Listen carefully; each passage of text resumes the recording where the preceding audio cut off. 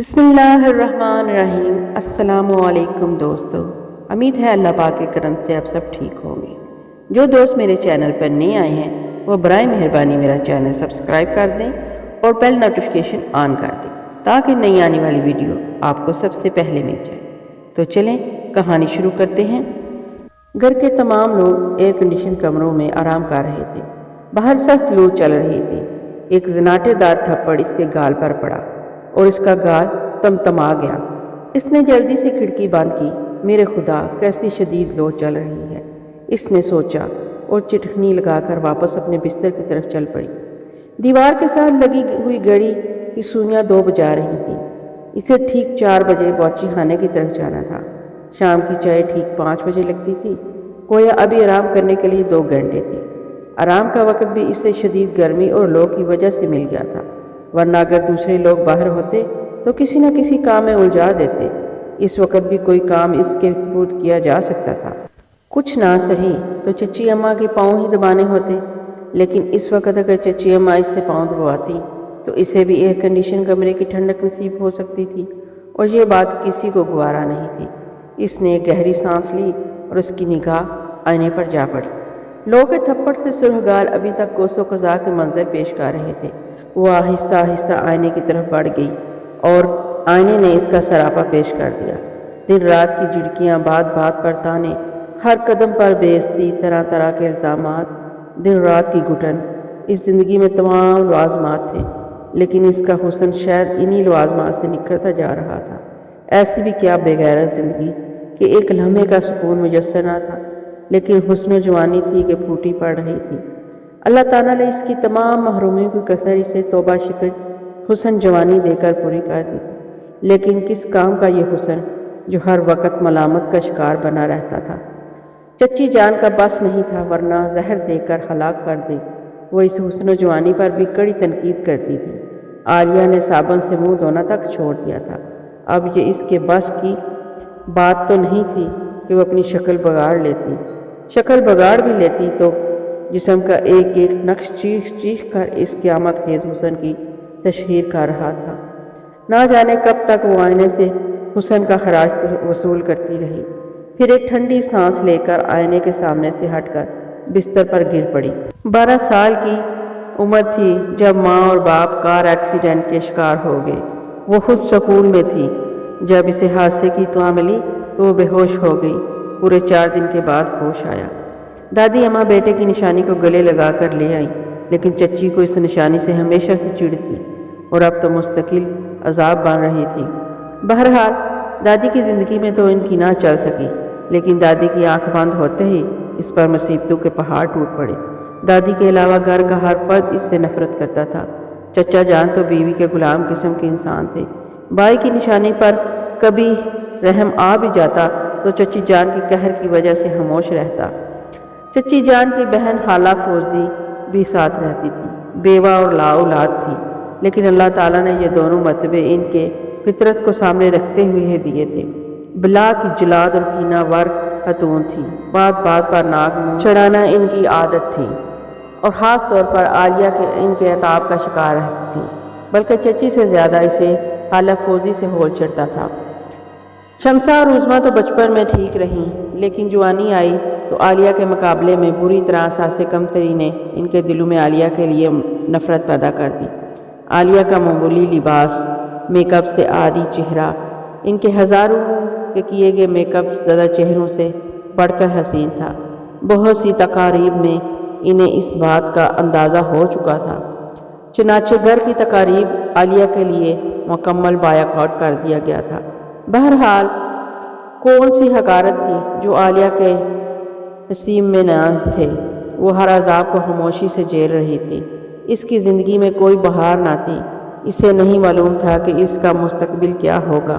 بستر پر بیٹھی وہ انہی خیالات میں نہ جانے کب تک کھوئی رہی۔ اس دیوار کے ساتھ لگی ہوئی گھڑی نے 3 بجائے اور وہ خیالات کے بور سے نکل آئی۔ ابھی تو 1 گھنٹہ باقی ہے، اگر لیٹ گئی تو شاید نیند آ جائے، اور یہ نیند اس کے لیے قیامت ہوتی۔ اگر ذرا بھی دیر ہو جاتی تو گھر والے چیخ چیخ کر آسمان سر پر اٹھا لیتے۔ کمرے میں تنہا بیٹھے بیٹھے دل گھبرانے لگا۔ باہر لو چل رہی تھی، ورنہ بائیں باغ میں چلی جاتی ہوں۔ لو کیا کرے گی، اچھا ہے بیمار ہو جاؤں گی، کچھ دن تو سکون کے مل جائیں گے، مر بھی جاؤں تو کیا ہے، کون سی قیمتی زندگی ہے جو کسی کو تکلیف ہوگی، اس نے سوچا۔ اور یہ سوچ اس قدر شدید ہوئی کہ وہ کمرے کے دروازے کی طرف بڑھ گئی۔ دروازہ کھولا اور باہر نکل آئی۔ باہر قدم رکھتے ہی گرمی کی حقیقت معلوم ہوئی، لیکن کمرے میں بھی نہیں رہ سکتی تھی۔ وہ گرمی کی پرواہ کیے بغیر آگے بڑھتی رہی اور راہداری سے نکل کر صدر دروازے پر آ گئی۔ صدر دروازے کے باہر دھوپ کا راج تھا۔ وہ صدر دروازے سے باہر نکل آئی، در حقیقت آگ برس رہی تھی، گھاس زرد ہو رہی تھی، البتہ برگد کا سایہ دار درخت جھوم رہا تھا جس کے نیچے مالی کی چارپائی بچھی ہوئی تھی۔ مالی بیچارہ بھی اپنے کوارٹر میں گھسا ہوا تھا۔ تمام ملازموں کے کوارٹر کے دروازے بند تھے۔ جو ملازم جو ڈیوٹی پر تھے اندر تھے اور جو باقی اپنے کوارٹروں میں آرام کر رہے تھے۔ وہ تیز تیز قدموں سے درخت کی طرف بڑھی۔ برگد کا سایہ بے حد خوشگوار تھا۔ اس نے تمام دھوپ اور لو اپنے اندر جذب کر کے نیچے ٹھنڈی چھاؤں اور ہوا بکھیر دی تھی۔ کتنا رحم دل ہے یہ برگد کا درخت، خود دھوپ میں ہے اور دوسروں کو چھاؤں دیتا ہے، اس نے سوچا، اور اس کے دل سے ایک ٹھنڈی آہ نکل گئی۔ مالی کی چارپائی پر پاؤں لٹکا کر وہ بیٹھ گئی۔ برگد کے پتے لو سے ہل کر ایک دلکش نغمہ بکھیر رہے تھے۔ وہ اس نغمے میں گم ہو گئی تھی اور تھوڑی دیر کے لیے اپنی تمام غم بھول گئی۔ یہاں بھی کوئی نہ تھا، ویرانی جو اس کا مقدر تھی، لیکن نہیں، برگد کا درخت اس کا ہمدرد تھا۔ وہ گیت سنا رہا تھا۔ اس کی نگاہ ایک چمکدار نقطے پر جم گئی اور ذہن نہ جانے کن کن خیالات کا مموا بن گئی۔ بہت دیر گزر گئی، اچانک اسے قدموں کی آہٹ سنائی دی اور وہ چونک پڑی۔ اس نے مڑ کر دیکھا اور ایک سایہ سا اس کے سر سے گزر گیا، لیکن پیچھے تو کوئی نہ تھا۔ اس نے دائیں بائیں دیکھا، قدموں کی آواز کیسی تھی؟ ممکن ہے کوئی گلہری سوکھے پتوں سے گزر کر درخت پر چڑھ گئی ہو، اس نے سوچا، اور پھر پرسکون ہو گئی۔ ظاہر ہے اس گرم دوپہر میں سب اس جیسے دیوانے تو نہیں بن سکتے تھے، لیکن وہ سایہ اب وہ وہمی بھی ہوتی جا رہی تھی۔ سایہ خود اس کا ہوگا جو مڑنے پر پڑا ہوگا، اور اس نے اپنے ذہن سے خیال نکال دیا اور پھر اسی چمکدار نقطے کو تلاش کرنے لگی جو برگد کی جڑ میں تھا، اور پھر وہ چمکدار نقطہ اسے نظر آ گیا، لیکن اس بار بے خیال نہ رہ سکی کہ وہ چمکدار چیز کیا ہے جسے وہ بہت دیر سے دیکھ رہی تھی۔ اس بارے میں اس نے ابھی تک سوچا نہیں تھا۔ یہ سفید سی چمکدار چیز تھی۔ وہ چارپائی سے اٹھ کر اس کی طرف بڑھ گئی۔ اس نے برگد کی جڑ سے وہ دودھیا رنگت کا خوبصورت پتھر اٹھا لیا جو دل کی شکل میں تراشا ہوا تھا۔ اس کے کچھ حصوں پر مٹی لگی ہوئی تھی جسے اس نے دوپٹے سے صاف کر لیا۔ کیسا خوبصورت پتھر ہے، جانے کہاں سے آیا، قیمتی بھی معلوم ہوتا ہے، ممکن ہے کسی زیور سے نکل کر گر گیا ہو، لیکن اس درخت کے نیچے، اور پھر اس کی تراش بھی ویسی نہیں کہ کسی بھی زیور سے اکھڑا ہوا معلوم ہو، اس کے علاوہ کافی پرانا بھی معلوم ہوتا ہے۔ وہ پتھر کو ہتھیلی پر رکھ کر دیکھنے لگی۔ بلا شبہ وہ بے حد حسین و جاذب نگاہ ہے اور اسے وہ پتھر بے حد پسند آیا۔ وہ اسے اپنے پاس رکھے گی، اگر کسی نے اپنا بتایا تو اسے واپس کر دے گی۔ اس خیال کے تحت اس نے اسے مٹھی میں دبا لیا اور چارپائی پر آ بیٹھی۔ بیٹھنے کے بعد بھی وہ کافی دیر تک پتھر کو گھورتی رہی۔ پاگل دل کی شکل ہے، نہ جانے کون سے پتھر سے تراشا گیا ہے، ممکن ہے پلاسٹک کا ہو، لیکن پتھر کا نہ ہوتا تو اتنا بھاری اور وزنی نہ ہوتا۔ کچھ بھی ہو، اب تو وہ اس کا اپنا ہے۔ اس نے اسے رکھ لیا اور اس وقت اس کے کانوں میں ایک مردانہ آواز آئی، شکریہ۔ ایک بار پھر وہ اچھل پڑی۔ اس بار اس کے کانوں نے دھوکہ نہیں کھایا تھا، ضرور کوئی اجنبی آواز تھی جس نے شکریہ کا لفظ ادا کیا تھا۔ وہ بدحواس سی اٹھ کھڑی ہوئی۔ کون ہے؟ اسے پھر وہ چاپ اور سایہ یاد آ گیا۔ اس نے بکھلائے ہوئے انداز میں چاروں طرف دیکھا، لیکن چلچلاتی ہوئی دھوپ اور لو کے تھپڑوں کے علاوہ اور کچھ بھی نہ دکھائی دیا۔ پھر اس کی نگاہ درخت کے اوپر اٹھ گئی۔ ممکن ہے کوئی اوپر درخت پر چھپا ہوا اسے پریشان کر رہا ہو، لیکن درخت کے پتے سنسان تھے، اوپر تک درخت صاف دکھائی دے رہا تھا۔ اسے کچھ خوف سا محسوس ہونے لگا اور وہ چارپائی سے اٹھ کھڑی ہو گئی۔ پتھر اب بھی اس کی مٹھی میں موجود تھا۔ وہ تیز تیز قدموں سے صدر دروازے کی طرف چل پڑی اور پھر دوبارہ اپنے کمرے میں آ گئی۔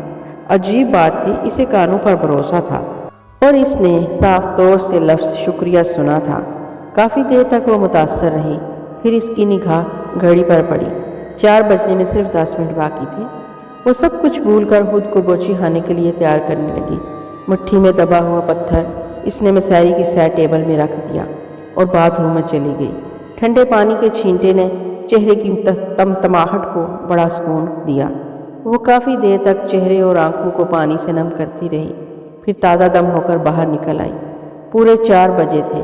کمرے سے نکل کر وہ بورچی خانے میں پہنچ کر اس کے ذہن نے تھوڑی دیر قبل کا پرسرار واقعہ بھلا دیا۔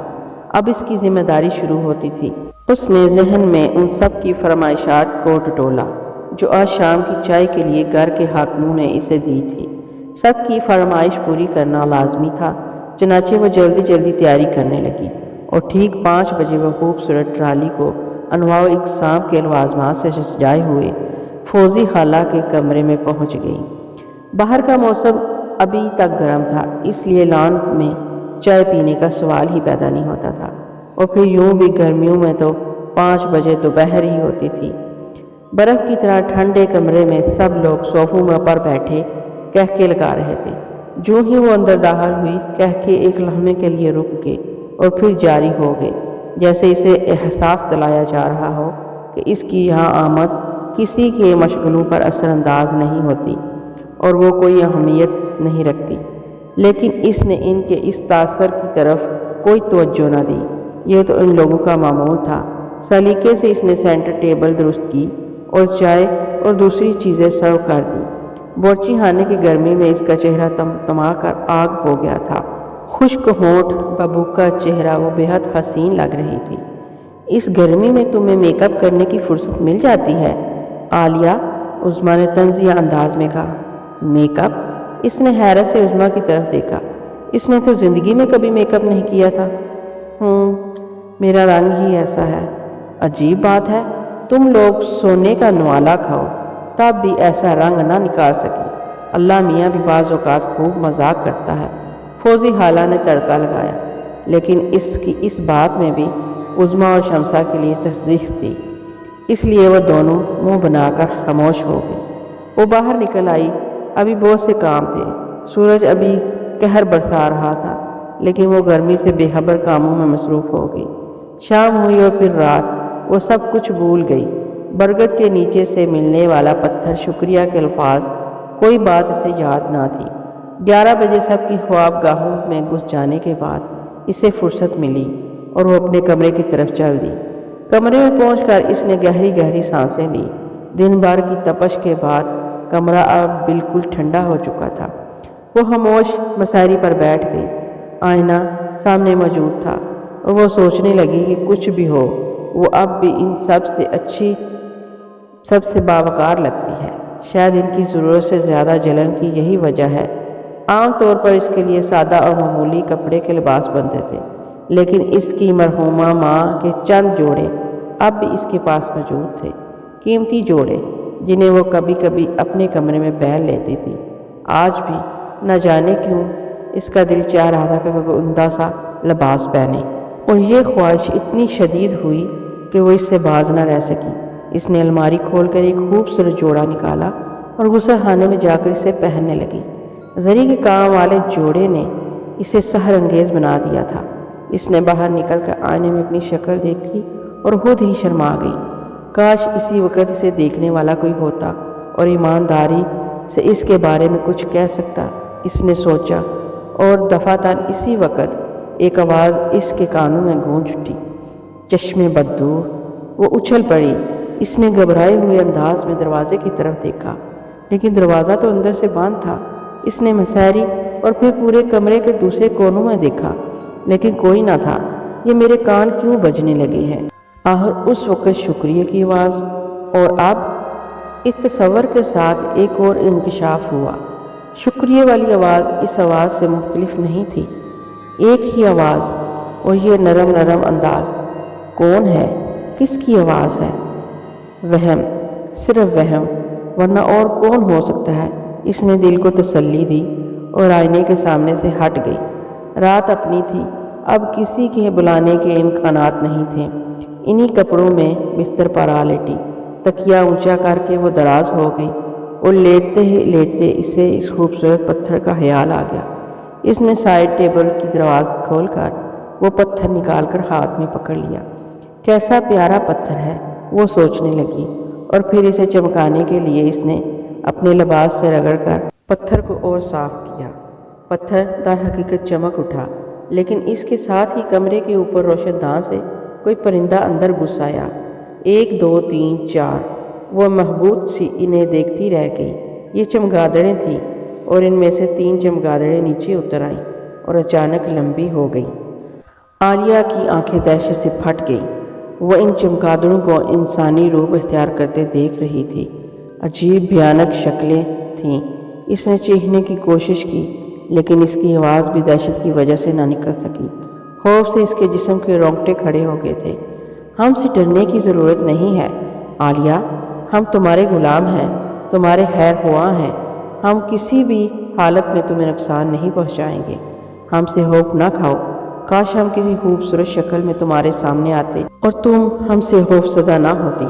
کیا یہ خواب ہے؟ عالیہ نے سوچا اور آنکھیں ملنے لگی، لیکن وہ خواب نہیں تھا۔ در حقیقت 3 انسانی ہولے اس کے سامنے تھے۔ ان کی شکلیں بھیانک ضرور تھیں، لیکن الفاظ اور لہجہ بے حد نرم تھا۔ تم کون ہو؟ اس نے ہمت کر کے پوچھا۔ تمہارے خادم ہیں، ہمیں حکم دو، ہم کیا کریں؟ ہم تمہارے لیے ہر کام کر سکتے ہیں۔ میں کیا حکم دوں گی؟ مگر تم میرے غلام کیسے بن گئے؟ وہ ہمت کر کے بولی۔ یہ بتانے کی اجازت نہیں ہے، وقت آنے پر تمہیں سب معلوم ہو جائے گا۔ وہ وقت کب آئے گا؟ بہت جلد، بہت ہی جلد۔ تم بالکل فکر مت کرو، تمہارے برے دن گزر گئے ہیں۔ اب کوئی تمہیں آنکھ اٹھا کر بھی نہیں دیکھ سکتا۔ ہم تینوں کو تمہاری خدمت پر مامور کیا گیا ہے۔ عالیہ خشک ہونٹوں پر زبان پھیرنے لگی۔ وہ تینوں ادب سے اس کے سامنے جھکے کھڑے تھے۔ اگر کوئی کام نہیں ہے تو ہمیں اجازت دیجیے کہ ہم جا سکتے ہیں۔ تو دوستو، یہاں تک کی کہانی آپ کو کیسی لگی؟ اپنی رائے کا اظہار کمنٹ باکس میں ضرور کریے گا، اور اس کہانی کا اگلا حصہ جلد ہی لے کر آؤں گی۔ تب تک کے لیے اپنی دعاؤں میں یاد رکھیے گا اور مجھے سپورٹ کریے گا۔ اللہ حافظ۔